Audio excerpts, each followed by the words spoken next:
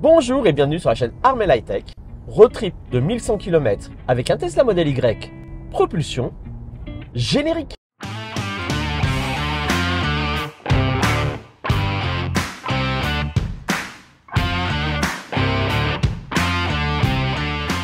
Bonjour et bienvenue sur la chaîne Armel High Tech. Aujourd'hui une toute nouvelle vidéo. Je suis à bord de mon Tesla Model Y propulsion. Je pars de Lorient, direction Paris. On va aller se faire une petite soirée sympa entre amis. Je vais donc me faire un aller-retour en 36 heures. Lorient, Paris, Paris, Lorient. La vidéo bien sûr sur ce road trip.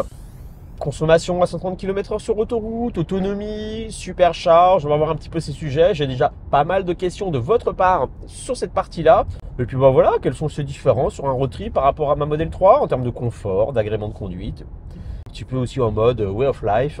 Comment ça se passe la vie, un grand trajet, un road trip avec un Tesla Model Y propulsion. J'avais une longue expérience déjà avec mon Tesla Model 3. Alors première chose, là vous voyez sur l'écran, je vous ferai un agrandissement. Là il me met conduisez à une vitesse inférieure à 105 km/h pour atteindre la destination. Pourquoi ? Parce que pour l'instant, moi je lui ai proposé d'aller directement au superchargeur du Mans. Où il me prévoit, hop, je vous mets ça, une arrivée à 4%. Donc normalement je devrais pouvoir le faire. Pourquoi est-ce que je fais ça ? Je vais arrêter le trajet, je vais mettre la destination, voilà, hop. Et si je regarde la destination, eh ben, il me met deux arrêts, un à Rennes à 42% et un à Chartres à 10% pour arriver à ma destination à 22%. Et si je lui mets, ce qui est vraiment bien sur le Tesla, si vous n'en avez pas encore, si vous ne le savez pas, on peut donc créer des itinéraires. Et je vais lui demander d'aller à la destination et de revenir sur mon domicile. Et là, il va me recalculer l'ensemble du trajet. Donc là, pareil, il me propose de m'arrêter à Rennes, à Chartres, d'arriver à la destination. Donc là, il est en train de faire les calculs et compagnie. Et puis le lendemain, de repartir faire Thiais, Le Mans, Rennes. Donc il me fait arriver à 22% à la destination. Ensuite, demain, retour à 12% à Thiais. Donc en fait, il y a un superchargeur qui est pas trop loin. Et je pense que je ferai l'inverse. Je vais voir un peu dans mon timing si je suis pas trop tard ce soir et compagnie. Je ferai peut-être mon arrêt recharge à Thiais avant d'arriver. Pourquoi ? Parce que là, vous voyez que demain, il me propose de partir allez, même pas 20 minutes après, d'arriver au superchargeur. Je sais que la voiture, 20 minutes après, ne sera pas chaude. La batterie ne sera pas prête. Les batteries LFP qui équipent mon Model Y long range ont beaucoup de mal avec le froid. Donc il faut vraiment que la batterie soit dans très bonne situation pour que la charge soit rapide. Donc le risque, c'est que si je fais ça demain matin, ma charge soit longue avec des maximums de puissance qui ne soient pas optimisés. Il vaut mieux que je fasse cet arrêt. A priori que c'est juste avant, hop, je regarde, c'est où Thiais, hop, voilà. Ma destination, elle est là. Le chargeur de Thiais, c'est celui-là. Et ben, je pense que je vais m'arrêter au superchargeur de Thiais, remettre suffisamment de batterie. Alors, faut que je regarde un petit peu. Je pense que je remonterai peut-être à 70-75% de batterie. Pour être à 65% à ma destination, et ça devrait me permettre de sauter ce chargeur de Thiais et faire plutôt peut-être Chartres, Rennes, au lieu de faire Le Mans, Rennes. Voilà, bon, ça c'est ce que prévoit mon planificateur Tesla. C'est super souple, franchement, si je veux pas me poser de questions, je le suis et compagnie. Là, il me prévoit d'arriver à 19h48 à Chartres. Mais moi, j'aime pas. Regardez, il me propose 41% à Rennes et il me propose un arrêt de 55 minutes. Donc, je pense qu'il va me faire monter très haut en batterie. Moi, j'ai peut-être plutôt envie de lui proposer de me faire Le Mans Thiais. Ce qui me fait que ça me fera toujours deux arrêts. Le Mans, je vais arriver à 3%, 4%. Ma batterie sera optimale en vitesse de charge, etc. Sera bien chaude. On va essayer. Donc, je fais fin du trajet et je vais lui mettre directement le superchargeur du Mans. Hop, donc il me fait le calcul. Donc il me dit 2h27. Là, il a recalculé, il me propose 7%. Je pense qu'il va sans doute réestimer 7% de batterie. Donc là, je suis même un peu trop. Voilà, 110. Donc je pense que je peux arriver au Mans. Allez, on part sur cette première option.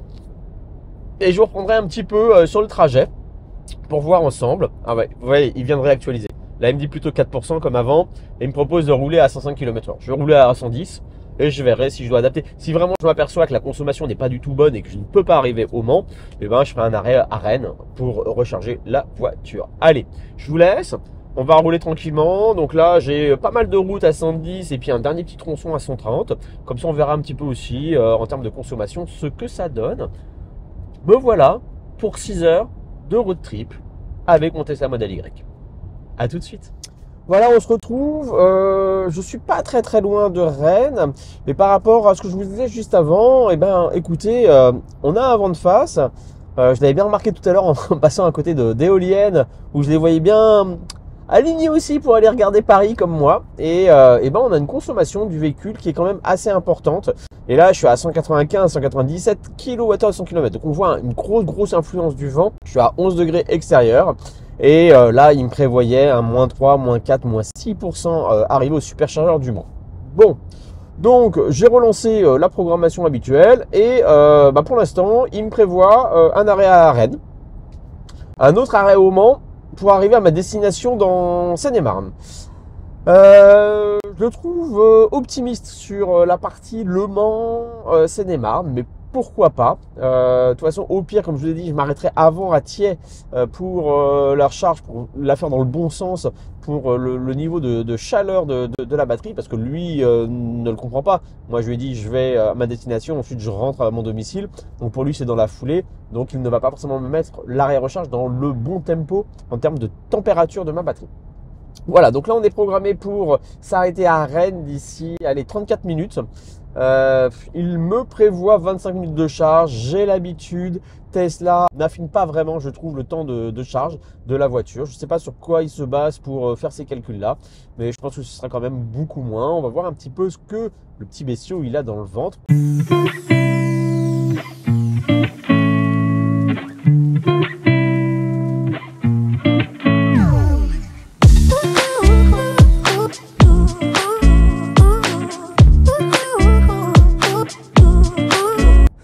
Et voilà, on vient de repartir du superchargeur de Rennes.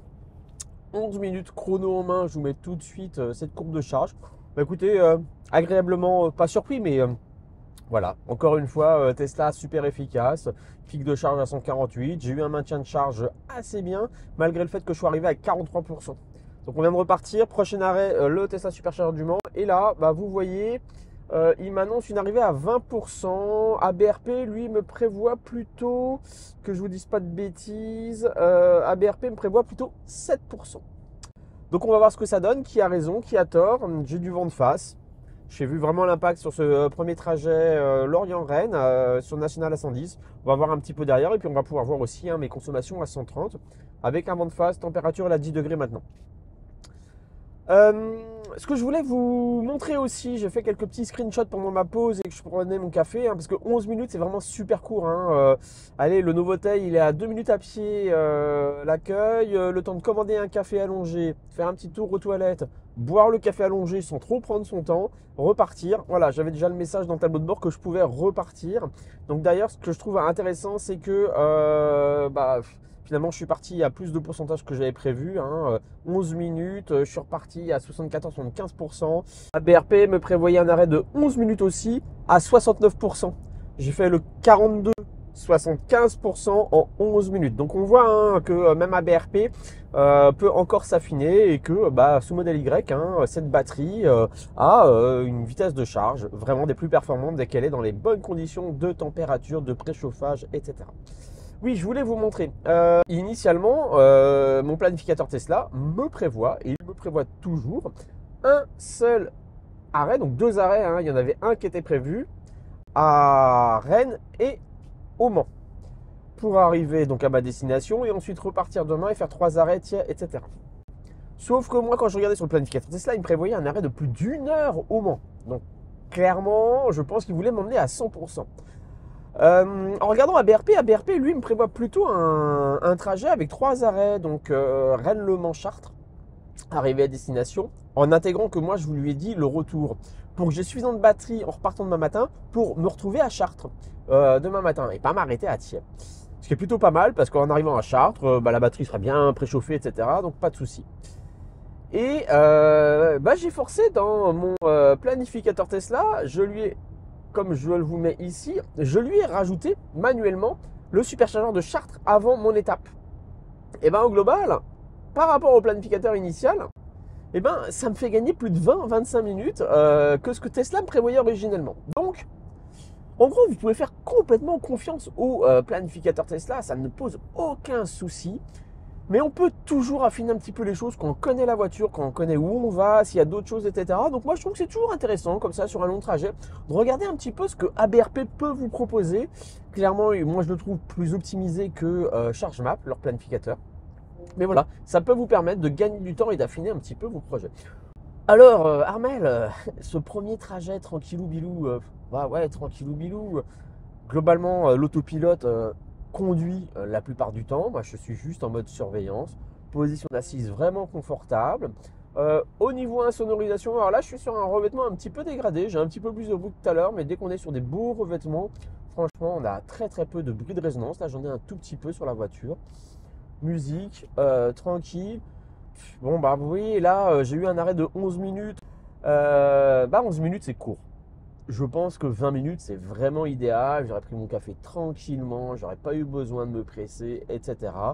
Donc, et en faisant ça, je pense que j'aurais eu une batterie à 85%. Donc, vraiment, les arrêts recharge en voiture électrique, en tout cas avec une Tesla, c'est parfois même presque trop rapide. Allez, on est parti. Je vous retrouve tout à l'heure.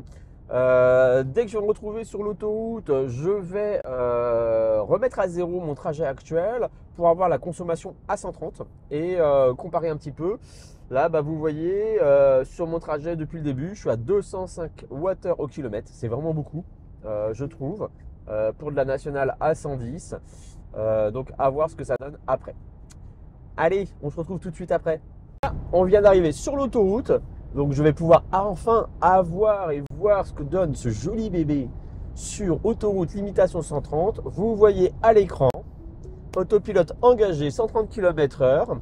Pour l'instant, j'ai réinitialisé mon trajet actuel après la sortie de péage, une fois que j'étais stabilisé à 130, histoire d'avoir une consommation à 130 km/h.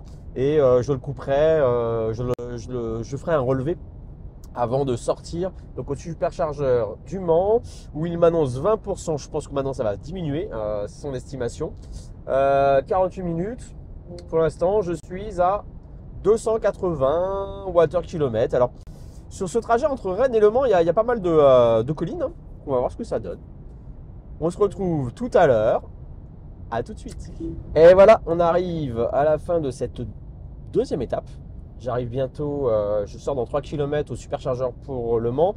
Bon, comme je m'y attendais, hein, il me prévoyait 21% de batterie au superchargeur. Pour l'instant, on est sur du 14%, c'est stable depuis un petit moment. Petit point conso ensemble. Et bien, sur le trajet actuel que j'ai réinitialisé à partir du moment où j'ai été à 130 km/h, vous voyez que je suis sur une consommation moyenne de, pour l'instant, 256 Wh au kilomètre. Pendant un moment, j'étais à 230. Et à partir du moment où le préconditionnement s'est mis en route pour la supercharge, je suis monté progressivement. Je regardais un petit peu en parallèle, on est plutôt sur une déclivité positive, c'est-à-dire que là je suis sur une partie d'un trajet qui monte, donc forcément on consomme un peu plus. Et sur le retour, normalement je suis censé aussi m'arrêter au Mans et à Rennes. Donc on pourra comparer sur la moyenne des deux pour se dire la conso en fonction en neutralisant un petit peu cet effet montée-descente. Voilà, donc 203, 204 Wh au kilomètre sur cette première partie de trajet, surtout avec de la nationale à 110 km/h. Là, plutôt 256 sur autoroute. C'est un beau bébé, il consomme bien. J'ai toujours, je vous mets là, un vent de face estimé à 25-30 km/h, vent d'est. Donc ça impacte forcément aussi la consommation. On verra sur le retour. J'ai pas encore regardé la météo de demain, comment sera le vent. Peut-être que j'aurai le vent dans le dos. Ça nous permettra aussi de faire une moyenne un peu plus équilibrée. Voilà, écoutez, j'arrive bientôt sur le superchargeur du Mans. Je prévu, selon ABRP, une quinzaine de minutes d'arrêt. On va voir un petit peu ce que ça donne. Allez, on se retrouve tout de suite. Allez, on arrive bientôt à Chartres pour le dernier arrêt recharge. Là, je sors dans 4 km. J'arrive dans 5 minutes. La consommation, donc depuis je suis parti de Rennes et que j'ai pris l'autoroute, je suis en moyenne de 243 Wh du kilomètre. Et si je regarde ma consommation, sur les 50 derniers kilomètres, je suis à 230, les 25 230, les 10 derniers 214. Donc voilà, donc je suis plutôt je consomme un petit peu moins sur cette partie du trajet sur l'autoroute. Et vous voyez que sur la partie conduite de ce trajet, bah, j'arrive plutôt en positif. Donc je devrais arriver voilà, à 19% à Chartres. Chartres, je vais rester un petit peu plus longtemps que ce que Tesla va me demander. Pourquoi? Parce que j'anticipe mon retour demain, comme je n'ai pas de charge à destination là où je vais arriver, pour demain matin, pour éviter d'avoir à recharger avec une batterie froide, etc. et perdre du temps demain matin en repartant. Et ben là, ABRP me dit qu'il faudrait que je monte à 84-85%. Donc voilà, donc je vais rester un petit peu plus de temps, je pense sans doute 25 minutes. On va regarder ça ensemble. Allez, je me rabats. Il va bientôt faire nuit. On se retrouve tout de suite. Sinon, bon, voilà. On écoute de la musique, on regarde la route, on laisse l'autopilote faire. Franchement, ça se passe comme ça en Tesla. C'est tranquille. On est bien. Voilà, allez, écoutez, on va attaquer aujourd'hui le trajet retour. Je vais vous faire vite fait le débrief de ce premier aller. Parce qu'en effet, je suis arrivé de nuit, donc c'était pas facile de tout vous filmer. Donc le dernier trajet. Que je vous dise ça, donc 84 km qui ont été faits, conso moyenne bien inférieure, 156 Wh au kilomètre, mais beaucoup de national à 110, j'ai pris la 104 à la sortie de l'autoroute à 10, donc limitation 90, 110, un petit peu de circulation sur la fin, donc consommation bien plus modérée. Ce qui fait que si on regarde sur ce trajet aller, donc j'ai fait 534 km avec une consommation moyenne de 212 Wh au kilomètre. Température moyenne, on va dire 9, 10, 11 degrés sur la journée, vent de face. On va regarder aujourd'hui pour le retour comment est le vent. Donc là, je suis sur le sud-est de la région parisienne. On est un petit peu avant 13 h, je n'ai pas de vent et ensuite il prévoit plutôt un vent de sud, sud-sud-est, 15 km/h. Donc ça devrait plutôt être neutre. Donc on va voir aujourd'hui sur ce retour qu'hier, j'ai fait 3 arrêts recharge, Rennes, Le Mans, Chartres. Et là, le planificateur planificateur Tesla me propose que 2 arrêts, Chartres et Rennes. Donc si je pars maintenant, il me fait arriver à 18h44. Je pense que je vais partir d'ici une petite demi-heure. Et si je pars maintenant avec ABRP, lui me prévoit 3 arrêts, Chartres, Le Mans, Rennes, donc comme hier. Et lui me ferait arriver à 18h32.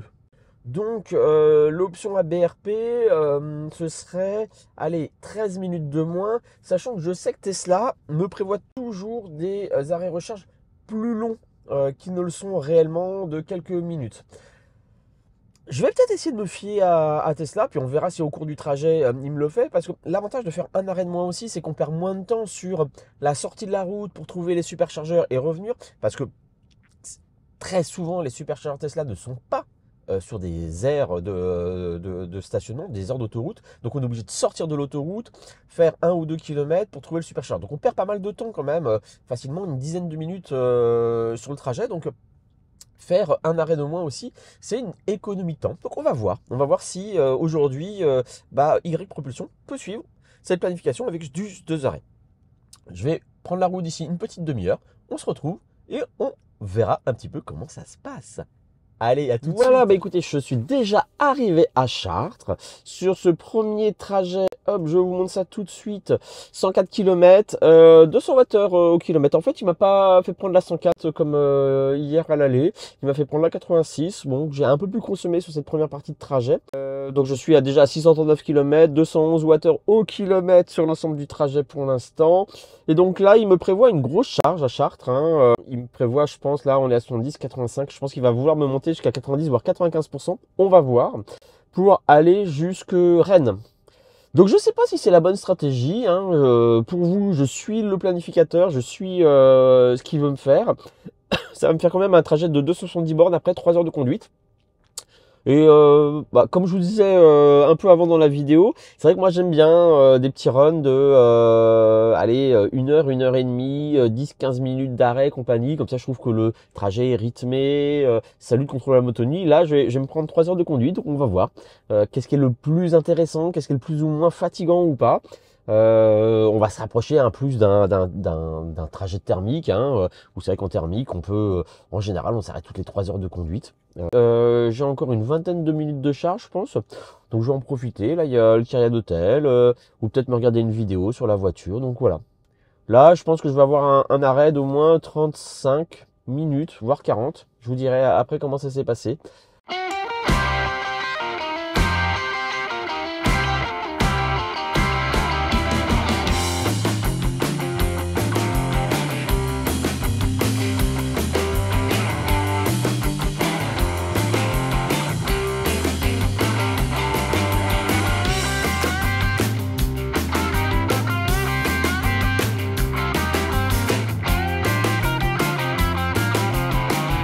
Tiens, je vais profiter de ce petit road trip, de ce super temps. Voilà, la voiture est en autopilote, on va se rabattre. J'ai un super revêtement, là je pense qu'ils ont fait le revêtement récemment. On va revoir un petit peu ensemble, hop, je vais vous mettre un petit peu mes habitudes de route. Donc en fait, moi j'utilise beaucoup, hein, vous voyez, j'ai ce support là que je vous ai montré pendant ma vidéo accessoire. J'utilise beaucoup mon téléphone dans cette position là, notamment quand j'utilise mon application Sexy Bouton, qui me permet de checker un petit peu, d'utiliser ce tableau de bord, de voir l'efficacité de ma batterie, les températures, etc., les consommations. D'ailleurs, j'ai réinstallé ici là mes deux boutons Sexy Bouton que j'avais eu par End Auto. Celui-là, hop, vous allez voir, qui me permet d'activer manuellement le préchauffage, le préconditionnement de la batterie. Bon là, je vais le couper. Ça sert à rien. Ce qui me permet notamment quand je décide d'aller me charger sur des bornes rapides ou qui ne sont pas localisées dans le GPS. Aujourd'hui, on va trouver essentiellement le superchargeur Tesla, bien sûr, le réseau Fastned et Unity, et je crois même Electra récemment. Par contre, sur d'autres types de chargeurs, on ne va pas forcément l'avoir dedans, donc on ne va pas pouvoir faire activer le préconditionnement par notre planificateur. Donc, mon application Sexy Bouton va me permettre de le faire comme je viens de vous le faire. Et sinon aussi, je vous le remonte, j'ai un deuxième bouton. Celui-là, je l'utilise quand je fais de la conduite accompagnée avec ma fille, qui me permet, là, vous regardez bien, je vous ferai peut-être un gros plan. Allez, même pour vous le mettre mieux, je vais vous lancer l'enregistrement de l'écran en incrustation là tout de suite. Et donc là, vous voyez, j'ai 4 niveaux de vert qui correspondent à la régénération. Là, j'en ai déjà enlevé 2. Et donc en fait, quand je conduis avec ma fille, on enlève complètement la régène parce qu'en fait, ça lui permet d'avoir une conduite qui se rapproche beaucoup plus d'une voiture thermique sur laquelle elle passera son permis de conduire en boîte automatique. Donc là, vous voyez, j'ai fini d'enlever complètement la régène sur la voiture. Et si je rappuie une dernière fois, hop, je remets mon niveau de régène. Donc voilà un petit peu sur mes habitudes. C'est pour ça que vous verrez souvent mon téléphone comme ça en position sous l'écran. Niveau consommation, vous avez plusieurs façons de suivre votre niveau de consommation. Petit rappel, on a depuis une mise à jour récente une petite fenêtre qui est apparue ici. Donc on va retrouver ici toute la gestion du multimédia de la musique que vous pouvez écouter par Spotify, par Tidal, par Apple Music maintenant aussi, ou par votre Bluetooth. Et en fait, on a 3 affichages différents. Donc en faisant un swipe comme ça sur le côté, comme je vous montre, vous allez pouvoir accéder donc soit à la partie musique, multimédia, soit à la partie consommation, soit à la partie surveillance des pneumatiques. Là, vous voyez que mes pneus sont entre 3,2 et 3,3 bars. La pression est beaucoup plus importante que sur ma Tesla Model 3 qui était à 2 bars 9. Et la consommation, vous voyez là, j'ai 3 affichages et comment ça gère. Si je clique dessus, il va m'ouvrir automatiquement la gestion du véhicule au chapitre trajet. Très pratique. En fait, on a 4 trajets de suivi de consommation dans la voiture. On a le trajet actuel, donc c'est le trajet sur lequel on est en train de faire. On a le trajet depuis la recharge, donc il va nous dire combien on consomme depuis qu'on a rechargé la dernière fois. Ici, et 2 trips modifiables. Donc j'en ai toujours un que j'appelle Total. C'est celui que j'utilise pour suivre ma consommation depuis le tout début que j'ai la voiture. Et là, que j'ai appelé Super Bowl, on peut changer le nom, voilà, on met le nom qu'on veut, etc. Et donc c'est pour suivre un petit peu ma consommation sur l'ensemble de mon road trip. Et si on veut en dessous, je peux aussi afficher l'odomètre. Donc vous voyez ici, je sélectionne en les cochant les trajets que je peux mettre dedans. Je peux en avoir jusqu'à 4. Là, l'odomètre, pas besoin, puisque je le retrouve, comme j'affiche moi la consommation totale, je retrouve mon kilométrage total. Donc l'odomètre, je n'ai pas besoin de l'afficher. Et on peut donc soit réinitialiser les trajets actuels, réinitialiser Super Bowl, réinitialiser total. Voilà, donc assez facile de suivre la consommation. On a un autre menu aussi sur nos Tesla pour suivre les consommations. Ici, il y a ce petit icône de diagramme. Alors, sur notre trajet de conduite, à partir du moment où on lance une planification, il va nous prévoir notre niveau à l'arrêt et nous dire si on consomme plus ou moins que ce qu'il a prévu. Donc là, pour l'instant, vous voyez sur le trajet, sur l'ensemble du trajet, je suis à 6,7% de consommé, 0,4% de moins. Et si je fais le nominal, c'est depuis. Donc là, vous voyez l'affichage depuis que je conduis. Je consomme un peu plus que prévu. Mais alors, j'ai jamais trop compris pourquoi on a toujours cet écart. Là, vous voyez que lui, il me dit que je suis plutôt dans le vert sur ma consommation. Mais là, si je prends le nominal, il me dit que je consomme plus que ce qu'il a prévu. Si vous le savez, n'hésitez pas à le mettre en commentaire parce que et je peux choisir soit depuis la recharge, soit sur le trajet actuel. Voilà. Stationnement, c'est pour voir quand notre voiture est en stationnement pour voir un petit peu ce qu'on consomme. Et donc c'est ici qu'on va voir nos consommations moyennes sur les 10 derniers kilomètres, les 25 derniers kilomètres, les 50 derniers kilomètres, soit en instantané, soit sur la moyenne. Et il va nous dire, bah voilà, sur les 50 derniers kilomètres, j'ai une consommation moyenne de 198 Wh au kilomètre, ce qui me ferait une autonomie prévisionnelle avec mon restant de batterie de 260 km. Voilà, les différents éléments dans la voiture qui vous permettent de suivre un petit peu votre consommation lors de vos trajets. Je pensais que ça pourrait être un petit rappel sympathique, notamment pour ceux qui sont en attente de livraison, qui vont passer en voiture électrique et notamment réceptionner une Tesla Model 3Y. Model S, Model X, on est sur le même type de fonction. Bientôt sortir de l'autoroute avant Rennes. Vous voyez que la consommation, elle est bien supérieure à ce qu'il m'a annoncé. J'arrive à 3%. J'ai même dû lui forcer de continuer jusqu'à Rennes parce qu'à un moment, il m'a dit, bah moi je préfère que tu t'arrêtes au Mans. Je me suis dit, tiens, on va quand même tester, est-ce que c'est faisable ou pas. Alors pour forcer, comment j'ai fait, j'ai juste dans modifier le trajet. J'ai juste rajouté le superchargeur de Rennes. Pour ce faire, c'est assez facile. Hop, vous allez sur le GPS, vous cliquez, vous cherchez le superchargeur, vous allez dessus, vous cliquez dessus, vous faites ajouter et ça vous le rajoute automatiquement à votre trajet. Voilà. Et puis après, bah, vous pouvez faire glisser au-dessus, en dessous pour modifier le truc. Très facile. Donc je vais rajouter ça. Hop, voilà, donc je reviens sur mon trajet. Et donc là, vous voyez, il me prévoit 3%. Au début, de mémoire, c'était 12% d'annoncé. On devrait pouvoir y arriver sans souci. Voilà, bah, je voulais vous prendre juste avant qu'on sorte de l'autoroute pour vous montrer les consommations. Donc là, sur les 209 km que j'ai fait depuis Chartres, depuis mon arrêt, je suis à une consommation, là, ça vient juste de monter à 212 kWh au kilomètre. Hier, clairement, j'étais plutôt à 230. 250 sur l'autoroute. Donc on voit qu'aujourd'hui la consommation est bien inférieure. Alors je n'ai pas le vent de face que j'avais hier et on regardera un petit peu sur les profils de route grâce à Tesla Fi. On va plutôt être sur une déclivité plutôt favorable, c'est-à-dire en descente sur l'ensemble de ces 210 km que j'ai réalisé, ce qui est plutôt favorable à la consommation. Donc voilà, sur cette partie-là, et donc pour l'instant sur le trajet global, je suis à 211 Wh du kilomètre. Cette consommation globale finira par descendre puisque la fin du trajet, je vais la faire à 110 km/h, 90 sur le périphérique rennais, les quelques derniers kilomètres aussi sur mon domicile, etc. Donc le dernier morceau du trajet retour devrait faire baisser la consommation générale. Voilà, bah j'arrive bientôt à l'aire de péage. Je ne sais pas si vous avez vu apparaître les panneaux. L'aire de péage est juste là.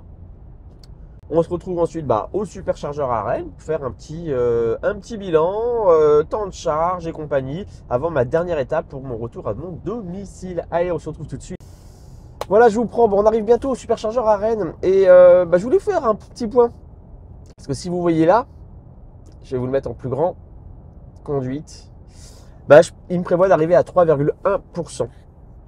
Bon, moi j'ai l'habitude des voitures électriques, je connais la fiabilité, etc.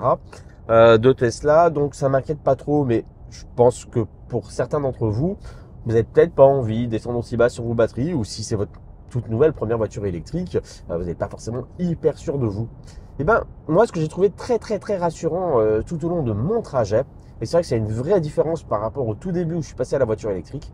Sincèrement, sur toutes les aires d'autoroute entre Paris et Rennes, sur la partie réseau autoroutier, dorénavant, il y a quasiment sur toutes les aires où il y a une station-service des chargeurs ultra rapides. Ça m'a impressionné, ça faisait un moment que j'avais pas fait ce trajet-là en voiture et c'est assez dingue. On trouve du Unity, du Total, du Tesla bien sûr, ouvert pour tous, notamment au Mans. À Chartres aussi, je crois qu'il est ouvert pour tous, je suis pas sûr. Mettez-moi en commentaire, j'ai pas eu le temps de vérifier. Mais voilà, c'est assez impressionnant. Donc si par hasard, sur vos précisions, vous voyez que la consommation est plus importante que prévu, que vous n'allez pas pouvoir atteindre la station que vous aviez choisie, et on a quand même pas mal de solutions palliatives pour se dire, va falloir que je m'arrête un peu plus tôt finalement et je vais pouvoir continuer mon trajet. C'est vraiment un retour que je voulais vous faire parce que dans l'expérience d'un road trip comme ça, etc., c'est vraiment de plus en plus rassurant de se dire on va avoir du réseau partout, je vais pouvoir me choisir. C'est un peu comme une voiture thermique et de se dire finalement je consomme un peu plus, je vais m'arrêter à la station-service, etc. Et de se dire que là maintenant on commence vraiment à avoir cette facilité de s'arrêter où on veut Après, se pose la question tarifaire, hein. Si vous avez un abonnement Unity par votre constructeur, vous dites ah oui, mais il faut que je m'arrête chez Unity, pas chez Tesla, ça va me coûter plus cher, etc. Donc il y a aussi bien sûr cette question qui se pose. Mais bah, moi, je trouve ça vraiment en termes d'expérience, de voyage, très reposant pour l'esprit. Voilà, moi je vais arriver à 3%, ça ne m'inquiète pas. Je connais mes Tesla, je connais mes voitures électriques, je vois à peu près ce qui se passe. 3%, ça va représenter quoi? Tiens, je regarde en autonomie, hop, consommation. Bah là, je regarde sur ma consommation des 10 derniers kilomètres. Voilà, il me reste 16 km, 17 km d'autonomie. Et il me reste, allez, 4,8 km à faire. Voilà, j'ai pas une marge de sécurité énorme. J'ai un petit buffer derrière, hein. Le buffer, c'est une sécurité que les constructeurs gardent, notamment le buffer, ce qu'on appelle le buffer bas, hein. C'est-à-dire que quand il va nous mettre 0%, il en reste un tout petit peu pour gérer l'électronique de la voiture, hein. Donc, la voiture va être bloquée, mais il reste suffisamment de batterie dans le système pour que la voiture ne se mette pas en carafe. Parce que ça, c'est la situation la plus dangereuse. Donc, justement, les constructeurs vous demandent de ne pas aller chercher le 0%. Voilà, bon, 3%, j'ai de la réserve. Voilà, je voulais vous faire ce petit laïus parce que moi, je trouve ça super important en termes de retour aussi de road trip. C'est de se dire, bah, l'esprit tranquille, quoi.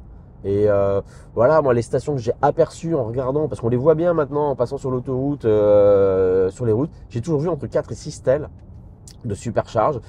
Bah moi j'aime beaucoup cette expérience en électrique, ça va faire bientôt 2 ans que je roule en voiture électrique. Je suis déjà à 4169 km fait avec mon modèle Y. Voilà. Allez, on se retrouve juste après la charge pour faire un petit bilan ensemble. La charge vient de se finir à Rennes, je repars. Il me reste 157 km à faire. La voiture est remontée à 66%, donc un 3 à 66%. Je vous montrerai un petit peu les statistiques de tout ça. Et je suis censé arriver à mon domicile à 15%. Voilà, bah écoutez, la nuit commence à tomber, il est 18h passé.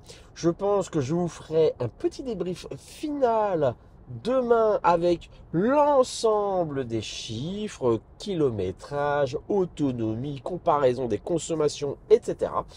À retenir, moi déjà, franchement, bah voilà, je suis pas fatigué, je suis bien. J'ai fait que 2 arrêts par rapport à l'aller.